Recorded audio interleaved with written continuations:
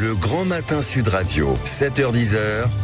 Patrick Roger. Qu'est-ce qui vous fait réagir dans l'actualité? Vous savez, c'est vous qui, évidemment, avez la parole sur Sud Radio.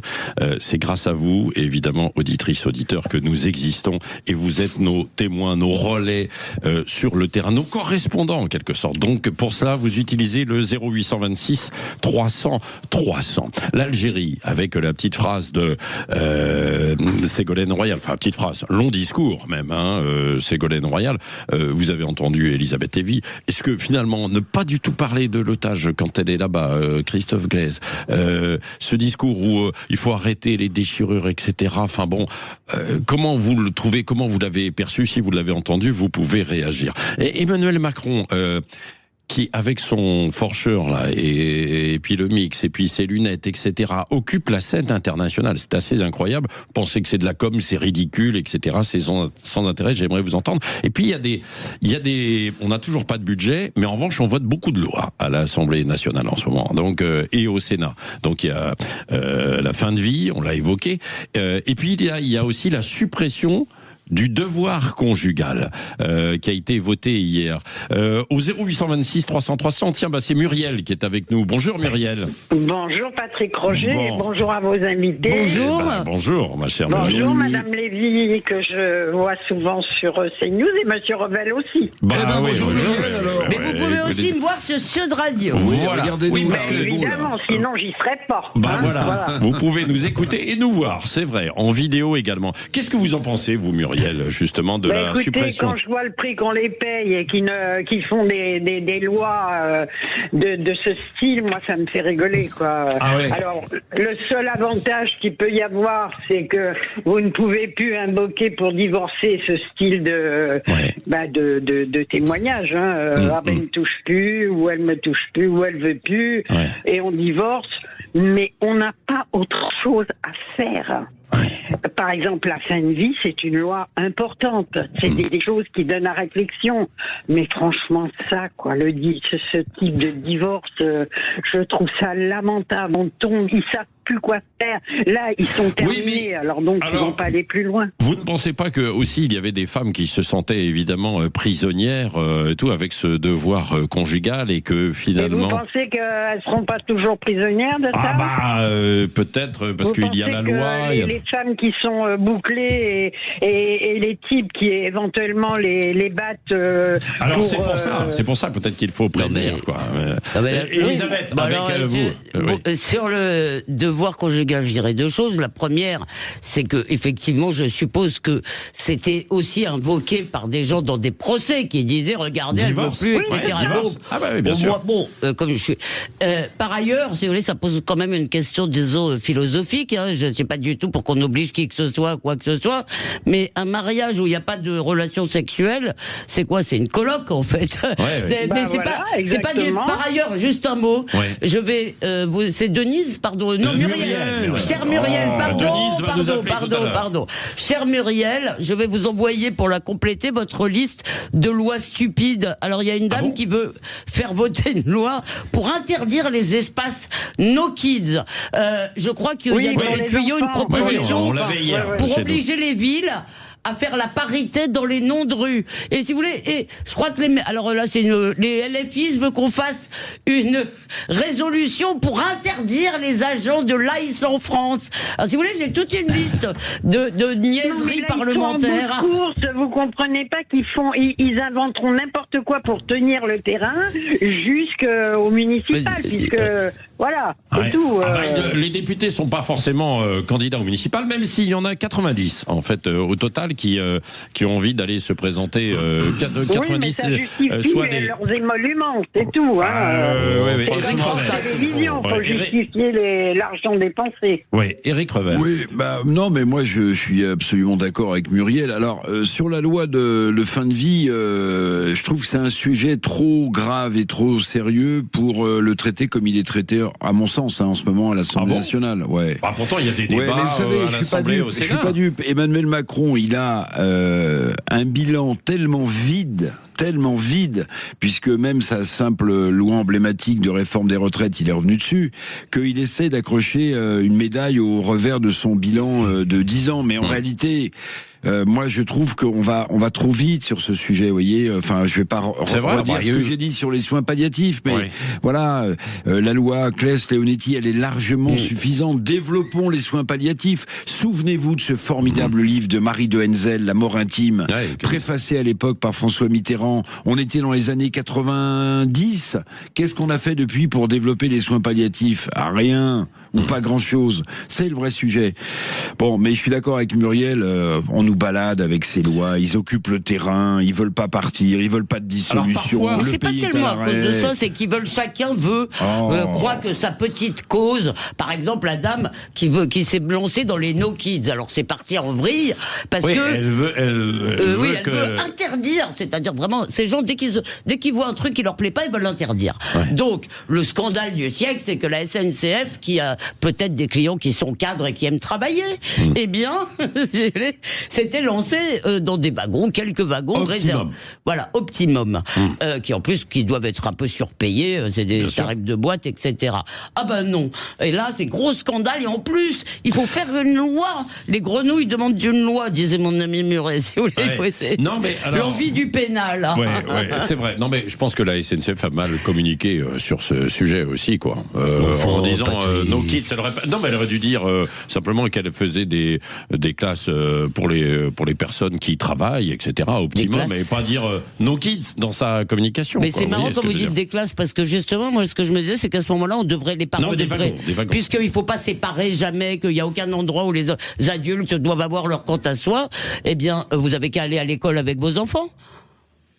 Oui, non, mais c'est vrai. Et puis il y a les réseaux sociaux aussi. C'est l'une des lois du moment, l'interdiction, effectivement, ça, moins de 15 ans. Moins anecdotique. Non, mais c'est pour ça. Je pense qu'Emmanuel Macron, finalement, de ces deux quinquennats, c'est énorme. Oui. C'est pas une réforme fondamentale, évidemment, sur les retraites, sur le travail, sur l'intelligence artificielle qui révolutionne tout. Ce sera une interdiction des réseaux sociaux aux moins de 15 ans. Et je ne sais pas si ça va marcher. C'est peut-être une réforme pour l'intelligence tout court. Non, moi je défendrai cette réforme. Bon, je défendrai. Bon, merci Muriel. Dans un instant, tiens, on l'a évoqué, Emmanuel Macron, on va reparler de lui là-dessus, évidemment. For sure. Sometimes it's too slow. For sure. Est-ce qu'il fait de la com'? Est-ce que c'est ridicule ou pas? Nous en parlons dans un instant. Qu'est-ce que vous en pensez? 0826 300 300. Le Grand Matin Sud Radio, 7h-10h, Patrick Roger. Il est 8h49.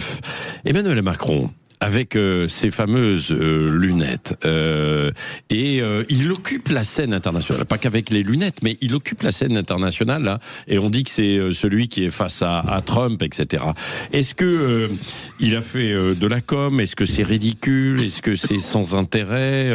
Parce que le choix des lunettes, c'est pas anodin quand même. Hein, évidemment. Il aurait pu essayer le bandeau. Et puis même de ces petites phrases fameuses. Parce qu'à chaque fois, vous avez vu, alors là, il parle en groenlandais, il parle en anglais, parce qu'il se dit aussi qu'il va toucher en fait du monde à l'international et que ça va être diffusé. Vous trouvez que c'est quoi? C'est de la com réussie? Oui, c'est de la com réussie, mais je vais vous dire, quand on n'arrive pas à tirer sur le fond, on essaie d'attirer sur la forme. Donc en fait, c'est... attendez. Parfois, pour faire passer le fond, il faut la forme. Mais attendez, quand il parle en danois ou en groenlandais, pardonnez-moi, il parle peut-être toutes les langues, mais il parle plus au français depuis longtemps, si vous voulez. Les Français le comprennent plus. Moi, j'aime pas du tout ce... Vous aimez pas ce que je dis? J'aime pas ce provincialisme. Écoutez, moi je revendique le fait d'être province. Je suis pas un bobo parisien. Oui, non, mais d'accord, comme vous savez, j'ai dit provincialiste que la France n'est pas...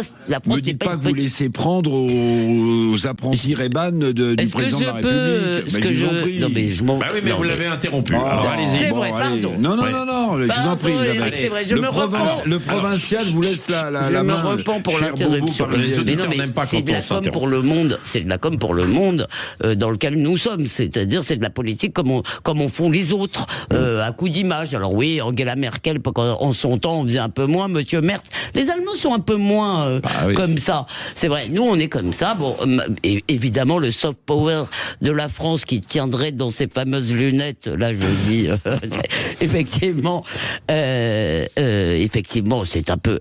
Tout ça est très anecdotique. En revanche, je pense, même si c'est beaucoup de verbes, c'est quand même...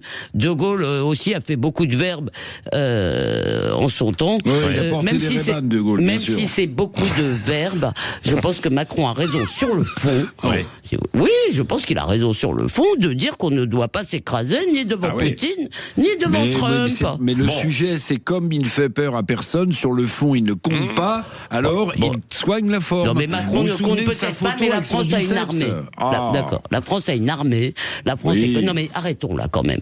Je suis désolé, malgré tout, en Europe, c'est compliqué de faire sans nous. C'est compliqué. Vrai. Donc, je dis pas le déclin de la France et je veux dire les ratages d'Emmanuel Macron, je n'en disconviens pas du tout, mais malgré tout... Je vais vous mettre d'accord avec Florence, qui nous appelle de Toulouse, au 0826 300 300. Bonjour, ma chère Florence. Oui, bonjour tout le monde. Bon, alors moi, je suis pas du tout d'accord avec Mme Lévy. Je vous dis c'est sûr. Voilà, franchement, là, je sais pas. Est-ce qu'il y a un fond? Vous pouvez me dire si on atteint le fond, là? Parce que là, je sais pas si on creuse encore un peu plus. Écoutez, non. On est ridicule, hein. On est ridicule. Et en plus, ces lunettes, quand on porte des lunettes, on voit les yeux. On ne lui voit pas les yeux, déjà. Quel est le choix de ces lunettes? On peut plus regarder le monde en face, c'est ça? Attendez, c'est symbolique, il y a quand même quelque chose. Parce que je suis pas médecin, mais quand on s'est fait mal à l'œil, 15 jours, c'est déjà beaucoup, hein. Un vaisseau éclaté, une allergie, j'en sais rien. Bon, bref, je suis pas docteur. Au-delà de ça, oui, monsieur parle à tout le monde, à l'extérieur, mais monsieur ne prononce jamais le mot France, Europe uniquement. Monsieur, avec ses lunettes, ça va dans le monde entier, ok, on se moque de nous. Non, concrètement, ça va, c'est pas possible, c'est pas possible. Il y a quelque chose dans la com, il y a quelque chose... Il a des équipes de com quand même. C'est pas possible à un moment donné. On les enlève. On peut le comprendre, on peut se faire mal à l'œil, ça c'est pas un problème. Mais à un moment donné, non. Florence... On s'est moqué de Milei. Vous savez, on s'est moqué de Milei avec sa tronçonneuse. Tout le monde s'en est moqué. Mais lui, il démarrait son mandat. Et lui, un an après, on se moque moins de sa tronçonneuse à Milei. Nous, on est en fin de mandat avec les lunettes. Vous voyez ce que je veux dire? Mais je pense, Florence, que et je m'adresse à tous les autres auditeurs et auditrices, et Eric et évidemment vous, Elisabeth, je pense que évidemment c'est de la com vraiment choisie, quoi. C'est pas par hasard qu'il prend ses lunettes, parce que évidemment il avait tout un choix en fait de lunettes possibles. Et oui, il aurait pu prendre. Vous voyez, on est dans une séquence guerrière. Il aurait pu prendre des lunettes plus neutres. Vous voyez, là, c'est vraiment Top Gun. C'est pilote de chasse. Mais j'ai beaucoup aimé ce qu'a dit Florence. Comme on ne voit pas ses yeux, on a l'impression qu'il ne regarde plus le monde en face. C'est assez bien vu. Et c'est pire que ça. C'est-à-dire que les gens se voient eux-mêmes dans leurs lunettes. Avec ces lunettes, bien sûr. Alors, juste peut-être pour finir, je suis quand même très étonné compte tenu de son impopularité. Elle devrait remonter un tout petit peu, parce que donc ça semble marcher un peu, cette com. Eh bien, ces lunettes se vendent, semble-t-il, comme des petits pains. Oui.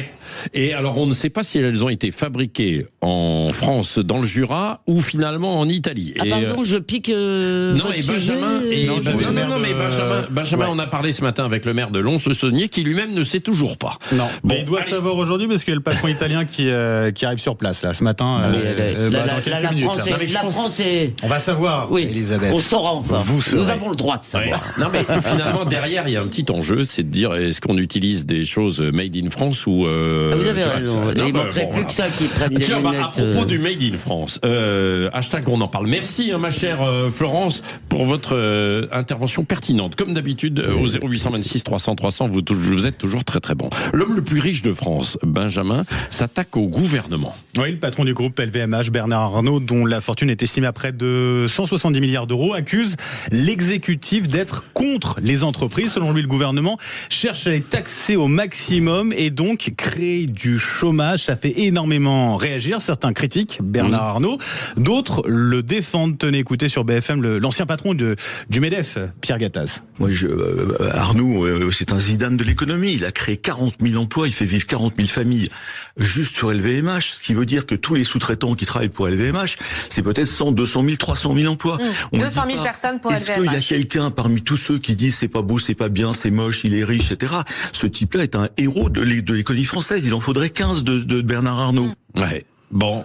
Et Éric Revel, vous, spécialiste de l'économie. Ce qui est intéressant, Bernard Arnault a raison, mais en même temps, il a été très longtemps un compagnon de route d'Emmanuel Macron. Là, on voit que le divorce est consommé. Il est loin le temps où le président de la République inaugurait la nouvelle Samaritaine, propriété de LVMH. Oui. Mais si vous voulez, il y a quelque chose qui est extrêmement contradictoire, parce que je regardais les chiffres ce matin de Business France, c'est cette agence qui comptabilise les investissements étrangers. Alors c'est modeste, mais il y a une hausse de 2% des investissements étrangers en France. Encore, alors ok, la France c'est une super tête de pont en Europe, un marché de 400 millions de consommateurs.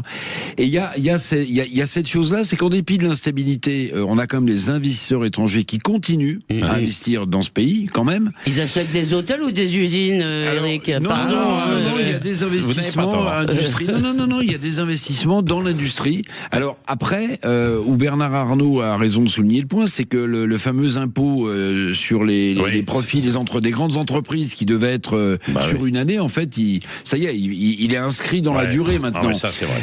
Et puis c'est vrai que le nombre d'emplois qui sont créés par LVMH et Bernard Arnault directement ou indirectement dans ce pays, c'est phénoménal. Mais non, mais moi je ne connais pas Bernard Arnault, mais j'ai beaucoup d'amis chefs d'entreprise qui ont des grosses PME ou des boîtes qui marchent et qui veulent tous se tirer.